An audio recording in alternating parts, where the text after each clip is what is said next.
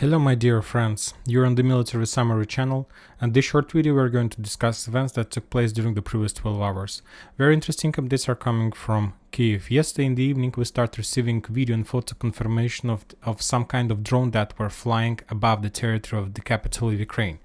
The Ukrainian sources, almost every single Ukrainian source, start publishing videos and photo confirmations of the flying of the drone and how the Ukrainian air defense system, including just a regular people on the streets, were trying to shut down the drone, even using just regular machine guns and just a regular light weapon. As a result of those attempts, the Ukrainians destroyed that drone and they were very happy, to tell the truth. But later, few hours later, the sources reported that the Ukrainians managed to destroy their own drone Bayraktar. And there are a lot of questions what did happen with that Bayraktar, and the most interesting is that if you remember, a few days ago the Turkey completed the trainings of around 10,000 of soldiers of special forces, the operators of drones, and currently all those 10,000 soldiers were deployed on the territory of Ukraine, and now these soldiers, these officers, are working with the drones without the help of Turkey officers. And there are two versions of what did happen yesterday. First of all is that, few versions, my bad, that the first version is that as a result of unexperienced work with the drone, the Ukrainians lost the control over that drone and the drone was flying in direction of the home airport. The second version was that during the previous 24 hours, the Russians made another series of attacks using drones above the Kiev, so the Ukrainians were testing their new system of suppressing the drones, and as a result of working of that system, they managed to suppress their own drone Bayraktar as well, and as a result of that, the automation system of the drone was turned on and the drone was flying on their home base. And the third version, this version was published later at night by the Russian sources, that some hackers group of the Russians managed to hack the drone, and also as a result of being hacked, the drone turned on his automation system and the drone was flying in direction of the home base. Very interesting updates are coming from Odessa. For example, today the Ukrainian sources published the first video, the first confirmation of tanks Leopard 2A4 on the railroad station of this town. So as we understand, the Leopard tanks are very close to the combat line.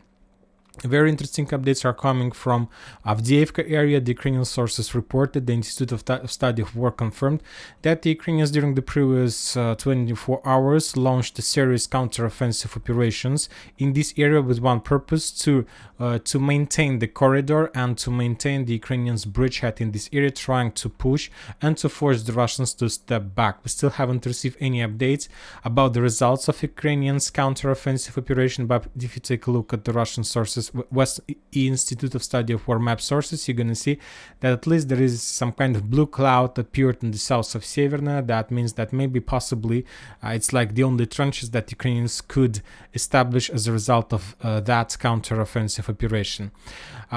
Very terrible and very interesting updates are coming from Bakhmut, from this town. Maybe you saw that how the head of Wagners, Prigozhin, published another video of the losses among his soldiers. He published another video of the lines of dead bodies of Wagner soldiers, and he reported that during the previous 24 hours, a little bit less than 100 Wagner soldiers were killed. Also, he added that as a result of fierce clashes, the Ukrainians loses around a little bit less than something around from 400 till 500 soldiers.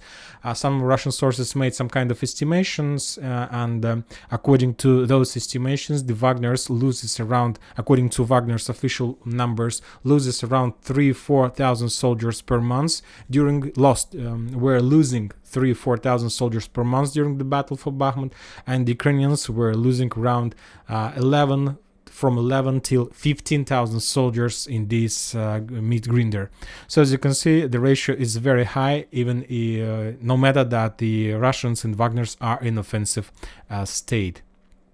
And also the head of Wagners were talking very bad things about the Russian military authorities, about the Ministry of Defense, about the head of this special military operation. He was telling a lot of bad words, and he was saying that because of that fact that these people are not providing him a necessary weapon, the Wagners has had so many losses during the storm of this town.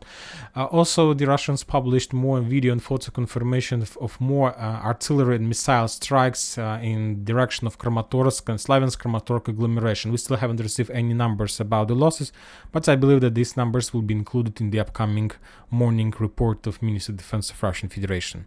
And that's it for this short update. Military Summary channel reminds to condemn any violence in Ukraine. Thank you for watching. Subscribe to my channel, put your likes, join my Patreon, and have a good day. Bye bye.